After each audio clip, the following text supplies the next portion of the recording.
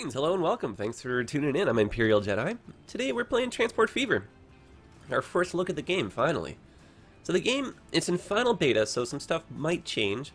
It does come out pretty soon, November 8th, so I imagine not too much will be changing. But my intention right now, guys, is to kind of show you a little bit about the game.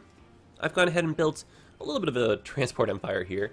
For those of you who are familiar with the series, so Train Fever's the game that came before this, similar to that, you just got a lot more transportation options with this. And if you're brand new to this, or you have no idea what this game even is, it's basically a transport management game mixed in with a little bit of city building. But for me, like, one of the funnest things about this game is once you've built everything, you can just kind of sit back and just watch it. So there's a kind of a simulation aspect to it as well. So the year, just for a little bit of context, is 1935. You know, things are great. Europe is booming. North America, you know, not a single care in the world type thing. Retrofuturism is really all the rage, I guess. But right now, our cities, they're in, you know, a good state of development right now. We got population is booming. We got a lot of people using our rails, so we're making money. We're having fun here. But we're at the point where I think we need to start doing some upgrades. So we'll do some of that, but I want to start by just kind of showing you guys some different transport options and that kind of stuff. So the cities, once you bring a whole bunch of people and connect a whole bunch of transport lines to them, they'll start growing.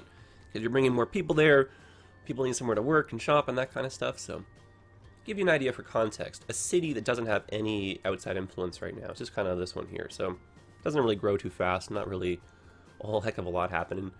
And then I've gone ahead and done varying amounts of transport in each city just to kind of show the difference. So, Erie, for example, is just connected by one single bus route. You can see that right here.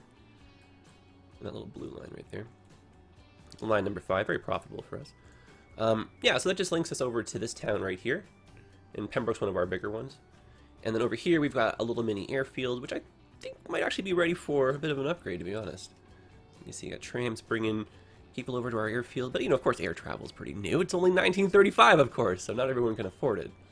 But for those who can afford this wonderful new luxury, we got options for you. But our planes, you know, this one only seats 5 people, so maybe we need an upgrade soon.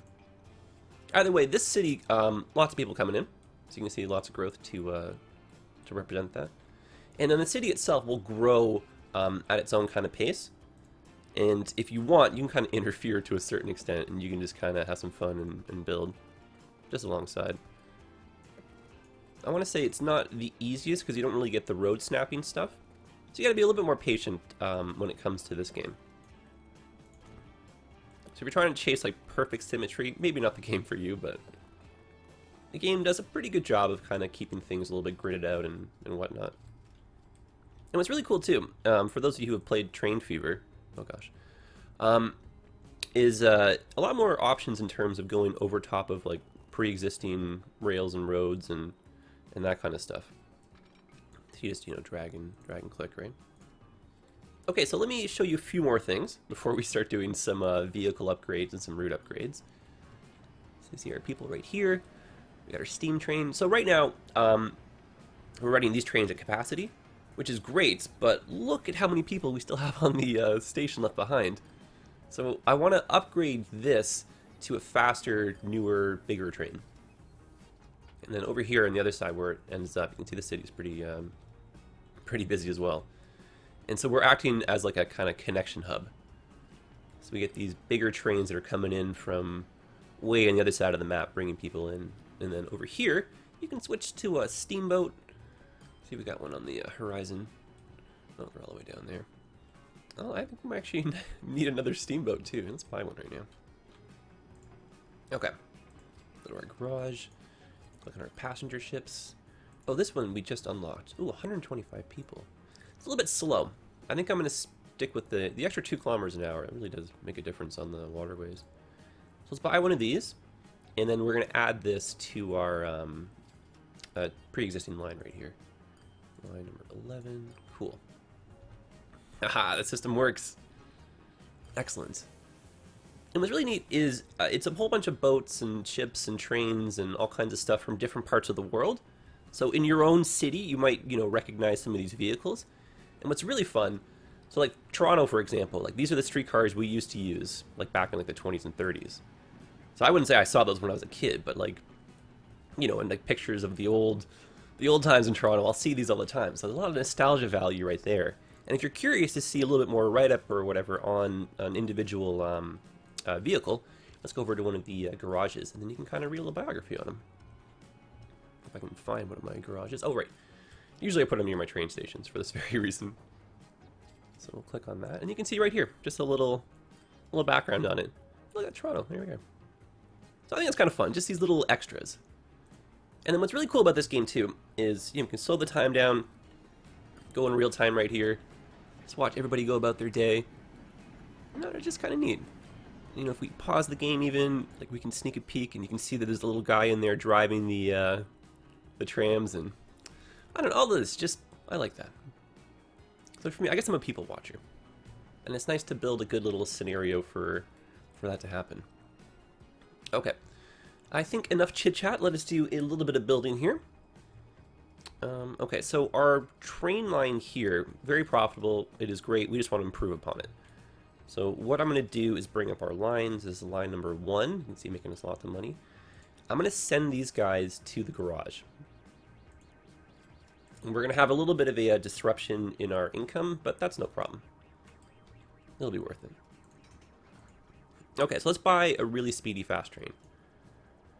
And I was talking about retrofuturism being all the rage, so I want to buy this Pioneer Zephyr right here, because it's really fast. It looks absolutely awesome. You see, we only just unlocked it 2 years ago, so we should get this on the rails right here. And we can carry quite a few passengers relative to these ones. So I think 3 of these should make the difference. They are very, very, very expensive compared to our other ones, but I think we'll do it. Oops. Okay, so let's set these to line number 1. We don't want to have that one, so let's not do line. Let's not set them all. Do them individually. And if you set up your signals and everything properly, the trains will, you know, not bump into each other, get in each other's way, and like cause that kind of chaos. So if I show you guys just like an overhead with like signals and like that kind of stuff, you can see how all the routing and everything kind of takes place. And then like over here, you put them, you know, before the road, so you don't have the trains blocking anybody. And my little switch right here, so you can, you know, serve the right side, that kind of stuff. And if you want, you can make a left-hand drive. You can have both go in one direction. It's totally up to you. A lot of freedom with this game. Okay, so let's turn the speed up to maximum here. And then we got to wait for these trains to unfortunately come in before these ones will leave. So it's a little bit of a disruption, like I was saying, but we'll just wait them out. And you can see efficient signaling. So no one's getting in each other's way, which is nice. I think maybe in retrospect we could have another garage just so we could have faster outflow. Because our poor money is disappearing. Okay, well, since we're over here, let's do an upgrade to our airplanes. So I think we can do the same thing with this line. So let's look and see what line it is. It's the kind of darky goldy color one. There it is, line 21. And so let's send these ones all to the hangars as well. And then I like to buy these new ones, these DC-3s, by McDonnell Douglas. But these are just the Douglas before they even merged, I guess. So let's buy, they can hold a lot of people, so let's buy, I think maybe just 4 of these. And then we'll put these on our line. Okay. I shall sell that one and then make that simple and just do that. Cool. Ooh, so shiny and new. And then, you know, eventually you upgrade your airport so you can hold more people. And holy smokes, hopefully these trains, yes, there we go. Why don't we hop on board? Let's follow this train. And then when we get to the next city, we'll do an upgrade to some of our vehicles over there on the next train line, I think. Yeah, this is awesome. So smooth. Man, the 30s, what a time to have been alive. And then if you want to grow your cities a little bit faster or explore some alternate sources of revenue, there's freight and like shipping and like that kind of stuff too. And you can have like cargo airports and stuff. I haven't had 100% luck with that because it's very expensive to do like a cargo rail line, so you have to have it kind of like touch a few different spots. But it's a little bit tricky to kind of time so you get like lots of goods relative to how much maintenance you're paying. So I'll sometimes set up some trucking routes. You can see I'm sort of in the process of getting that started. Trying to get the logging and that kind of stuff going, but for me that's a little bit of a secondary. But, you know, of course, if that's your thing, you can do entirely trucking, you can do just literally whatever you want. Which is such a fun part about this game. Okay, so my intention was to change these trains around, because you can see we're only operating at about half capacity. So, I mean, maybe not the most efficient. So a couple things we could do is so Concord over here I'm trying to grow, and that's where these trains are going. I just have a very simple transit route through here. Got one up down the middle, and then a little box shape around the outside. You guys can see that right here. Looking kind of neat. And then I've got a simple bus route that just goes between McKinney and Concord. But actually, you know what I think? Here's a good idea. So we can see over here in our little bus depot that we've got like a bazillion people waiting. There's 41. I think these things only hold 10. Yeah, so I mean, if we wanted to, we could introduce some more buses on the line. Or I think what we could do is add a train station here and then connect that with Concord. And then just to begin with, maybe we can run... I just unlocked these really cool trains. Hopefully we still have them. I don't want to say I just unlocked them, because they're actually a little bit of an older one. Hopefully we have them. Oh, and then these, just to save on maintenance, you can always sell them if you want. I kind of keep them so that when it's like the year 2000, I'll roll out steam engines just for like nostalgia's sake, and that's kind of fun. Okay, so we want to buy a train here. And they're basically like little buses on wheels. Yes, we do still have them. Excellent. Okay, so I want to grab some of these things. And you can see they hold 13 people, so it's a little bit more efficient than our buses. And then they go a lot faster too, so, you know, more efficient, right? Okay, so let's put it on 2-speed, just so we're not blowing through the years here. And yeah, let's just do a little bit of building over here. Connect some of these streets up, make it a little bit easier to get some transit going. Because, you know, in terms of maintenance and like cost and efficiency and stuff, it's not really, doesn't make a lot of sense to put in a train station if you're not going to go through the effort of putting in some in-town transit to start. That's a really cool intersection. I like that a lot. And then what I'm just doing right now is just connecting some of the outer streets together so that when we put transit in, we don't have to make all these really weird, like convoluted routes. A little bit more efficient. And then, of course, we're planning for the future because, as you can see from other cities, they do grow like tremendously. So what we're going to do is we're going to put our transit routes out here, even though there's no one there yet. We're just kind of anticipating for the future.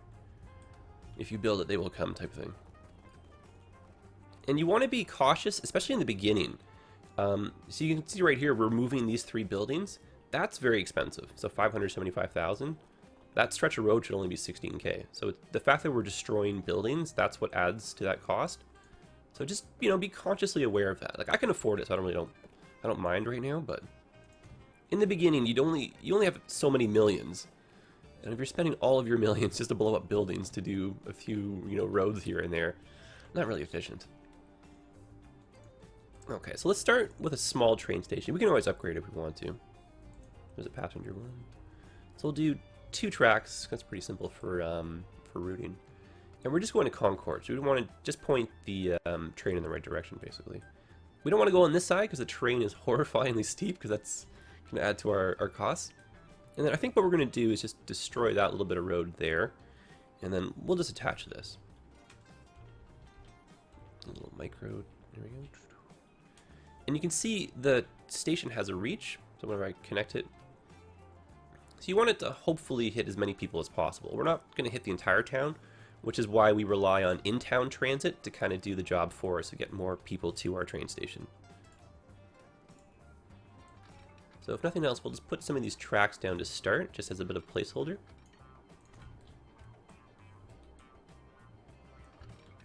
And again, I mean, don't be upset if you can't get things perfectly straight and symmetrical. There's not really a road snapping tool or anything. You can sometimes feel, I'm putting the catenary on for, we're going to eventually do electrify and upgrade to high-speed tracks over here. We should do that now. We want faster trains. It's that part of the world now. Anyway, I was just saying, yeah, there's no snapping tool. Sometimes you can feel, and like you'll kind of know what I mean if you're playing. Like you'll feel when the track's kind of helping you go straight, but otherwise, just little gentle curves. I kind of like that. Follow the contours of the map anyhow. What's our best bet for this? I'm always trying to keep our speed up, and then since this is a little back road versus the main highway, I think it's a smarter route to kind of go. And you don't want to make your track segments too long, because the game will want to try and terraform, and you can see it'll do like very bizarre things. And then just like the factories in town, when you remove fields, you can see the drastic cost associated with that. So you don't want to be displacing these poor farmers. And then of course it's inefficient not to be going 120, so you know we're kind of at this catch-22. Luckily we have an empire that makes lots of money, so I don't mind spending the little bit, but just again, stuff to be aware of. Okay, so we're pointing towards Concord, which is great. These are the rails we're trying to link up with, so let's see what we're doing here. That would be the inside. And we're leaving a bit of room for the city to still grow. And shorter segments, we don't get too much terraforming, and I think we're going to erase a little bit of this curve and start that last little bit again.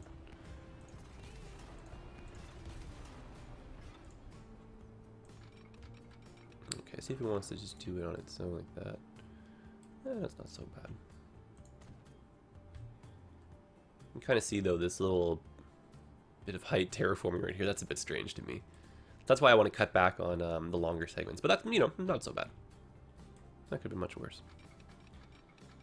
We'll snap that to the other side.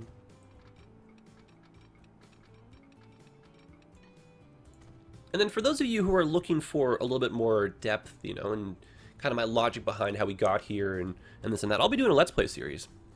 So definitely subscribe for that. And if you guys are enjoying this, hit the like button too. Definitely, it helps out more than you think, especially for smaller YouTube channels. And so I'll have a tendency to drag the tracks out just as placeholders so that when the city does kind of grow, I don't have to worry about doing too much smashy, because that's expensive, obviously. And I should be using the high-speed rails. Keep forgetting that. Luckily, we can do an upgrade. Because we don't have any trains on the North American theme maps that go up to 300, but the maximum speed you can get on the tracks is 300 kilometers an hour. So if you're playing on a European map, you can get bullet trains. And that, oh my goodness, that is fun. But I just, you know, for me, like the nostalgia value, that's why we're playing on the North America.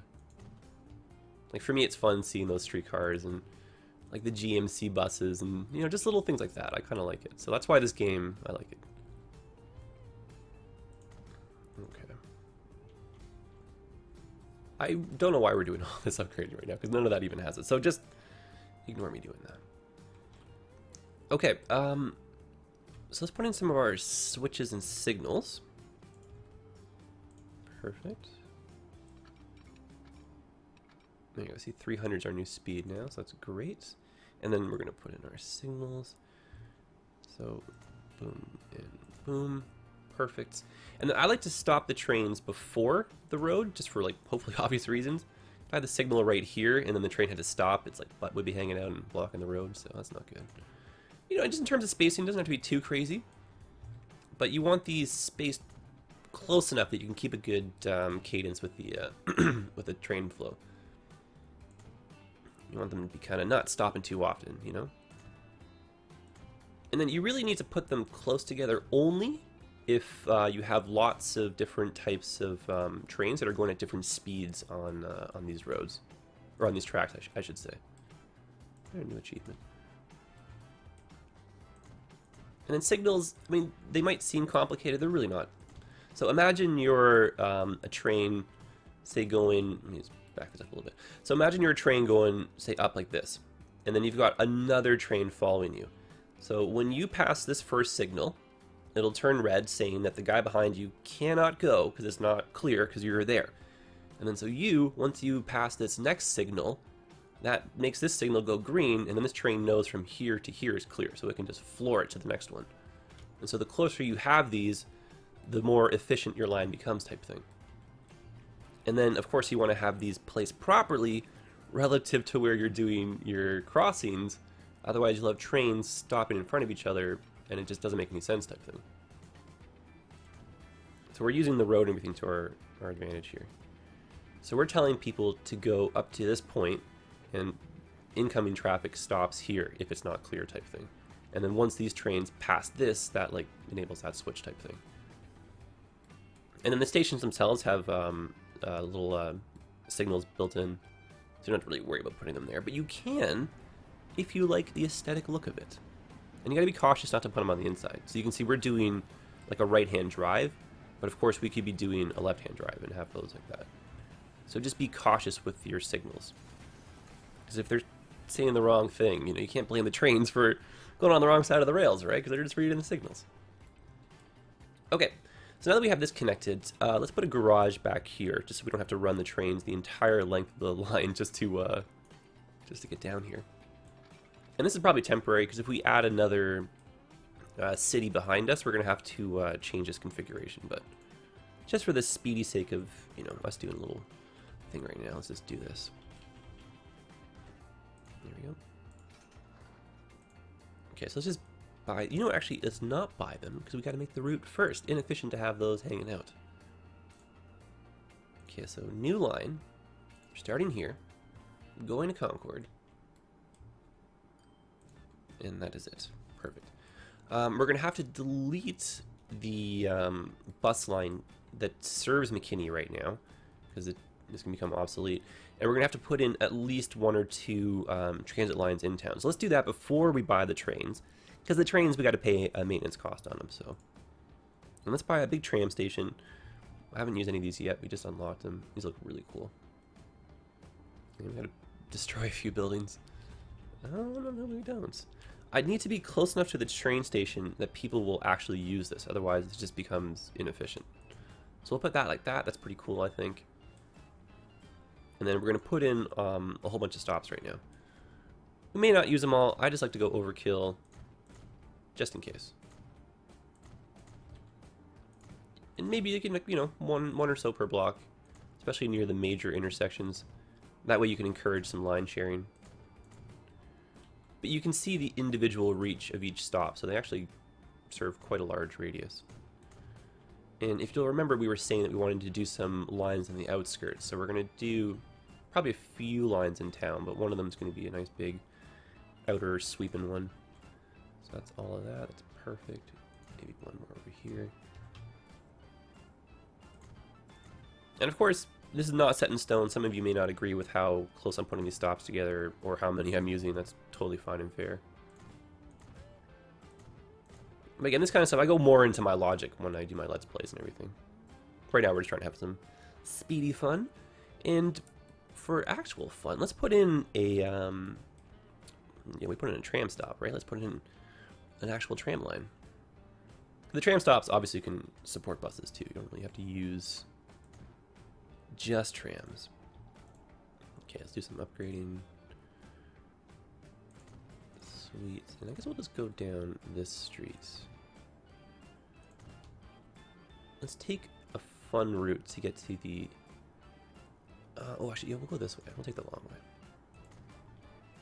I don't think the town is necessarily big enough to warrant having multiple tram routes, but it's kind of fun maybe just to get one in here.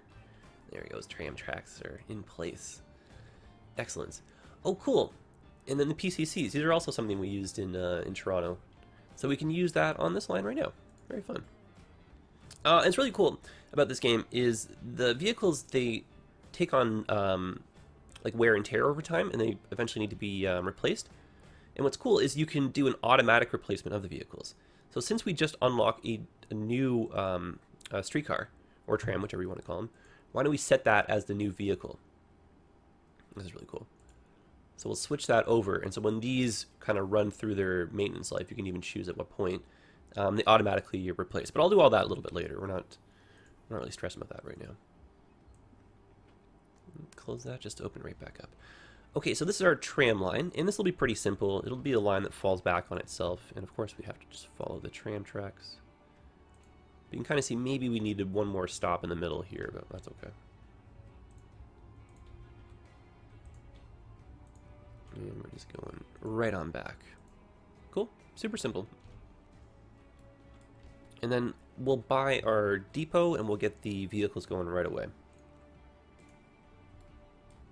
I think we can sneak that in here. Ooh, just barely. Come on. There we go. Oh, and we need to electrify this, of course. Perfect. Otherwise our trams wouldn't be able to leave. Let's say 5 to start. That should be a good number. Haha, look how cool that is. And so the vehicles will space themselves out appropriately. So you can see some are going that way, some are going this way. So that's pretty convenient, I think. And then, you know, they'll stop a little bit longer at one stop just to kind of set a bit of a delay. So over time, the spacing becomes much more efficient. In the beginning, it's a little bit, you know, a little bit bunched up. Okay. So quickly, oh goodness, sorry to lose my voice here. Quickly, let's do a the double line, and these ones will be buses. So we'll just start over here. And then as the city grows, we'll add more lines as we see fit. I think for the moment we have enough coverage that we should be seeing some good action. And so I'm doing 2 lines that run alongside each other, so one goes one way, one goes the other. I leave this window open just so for simplicity I can see what stop to go to next. I'm just kind of counting down the numbers.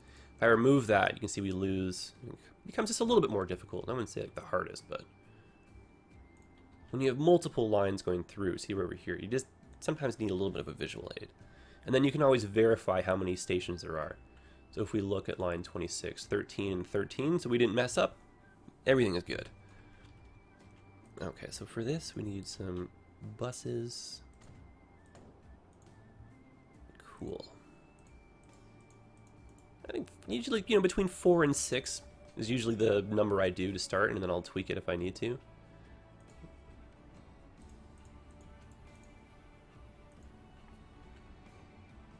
All right. Okay, so now we can take a look at that line that we're replacing, which I think was that dark green one. And is that line 23? It might be. It is. So line 23, we don't need it anymore. So we're going to send all the vehicles and sell them. And then line 23, we can just go right ahead and delete now. So line 23 served us very well, but it is dead to us. Obsolete. We don't need it. And when we start a new line, it'll become line 23. So a ghost memory. Okay, now let's buy our trains. And we had a whole whack of those buses, so I think we need a whole whack of these. I'm gonna buy 10 of them. That's a nice number. And did we did make our line. Okay, let me just close all this. Oh, there we go. Just so I can see the number, or not the number, the color.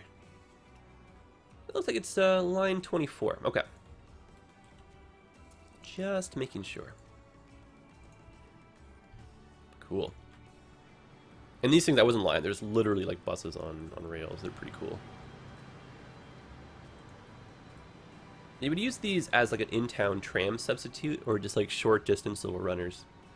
And obviously they're way cheaper to run than like actual trains. And then of course being on rails, it's, you know, less friction, so theoretically it's a faster way to get people around. No traffic because you're on a dedicated line, so. Okay, so we'll hopefully see this doing a great improvement to our transit. And oh my goodness, look at all these people waiting here now. Well, that just on its own has been doing a good thing. Okay, let's turn it up to 3-speed and take a look at what's been happening.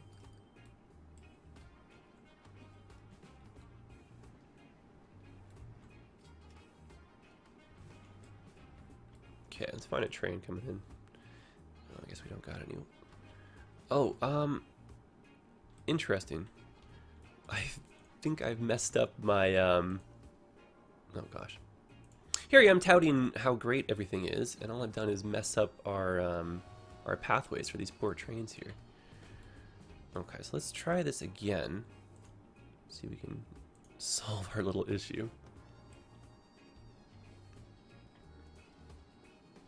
Now, this kind of stuff happens when you put in switches and you draw new lines of track that are a little bit close to a pre-existing train. And this is the kind of stuff that's going to get ironed out because it's like, you know, final beta, right? I think they even warned us about some of the track stuff.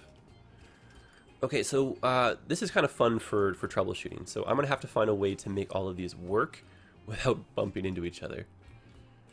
And holy heck, what have we done here? Oh, I know the easiest way to do this, of course, would be to spin that one around, spin this one around, of course. There we go, problem solved. And then make sure this one's going the right way. There we go. And then this last one should just find its own. Yeah, perfect. Okay, good. That wasn't so hard. You can see the advantage of having an efficient line, though. Line layout. Avoid this kind of problem from happening too often. Okay, so last thing I want to check on is I just want to see how our airplanes are doing. So I've got the other end of our airport over here at Miramar. And for those of you who don't get the reference as to why this place needs an airport, shame on you. Shame on you. Greatest movie ever. Go watch Top Gun. But here we go. We got people waiting. Our planes are full. 8 out of 8. That's great. Yeah. Oh, that's awesome. Absolutely awesome. Alright, so let's do one last little run through here. But I think we're going to end things off pretty soon, guys. So we got our shipping. Maybe too many boats on this side, but... our long-distance trains. We got some planes going. We got our cities building and growing. We got our retro-futuristic bullet trains. The Zephyrs. Those are kind of cool, right? Oh, man. Those are really kind of cool. Oh, I love that. And you can see the way we routed things. So when the new trains come in, they go to that side. So, I mean, it's fun. But you can kind of have it just however you want. You can have this like 8 stations or an 8-track station, like literally whatever you want. You can have like a 4-lane highway going one way for rails. It's really cool. I mean, there's just so many options with this game. And then again, just sit back and watch it all. Just enjoy it. Enjoy what you've created. All right, guys. Let's find. You know what we can do? Let's find an airplane. Oh, nice. Let's find an airplane and let's just kind of follow this around, and we'll ride off into the sunset. I guess we gotta land first. So yeah, this has been our first look at Transport Fever. I'm Imperial Jedi. Appreciate you hanging out with me. If you did enjoy it, honestly, hit the like button. It does really help out. And subscribe for some more. We're gonna be doing a Let's Play with this. I'll be doing some tutorials, so if you guys are having a little bit of trouble, or you just want to hang out and see a new perspective on maybe how to build some towns and stuff, definitely come check it out. And I've got some other videos too, of course. And then I've got the link for the Steam page for this game in the description below. Definitely take a look. Comes out November 8th. The developers were nice enough to give me this copy ahead of time for us to play with today. So we say thank you and appreciate that. And I will leave you with this, guys. We're gonna take off. Just enjoy the view. And yeah, so I will see you guys again. Well, thanks for stopping by. I look forward to reading the comments. I'll try and answer as many questions as I can. Obviously, I can't really answer everything, nor can I kind of talk about everything, but I'll do my best. See you guys. All the best. Take care of yourselves, and thanks for watching. I hope you guys are hyped about this game. It's pretty fun. All right, take care, guys.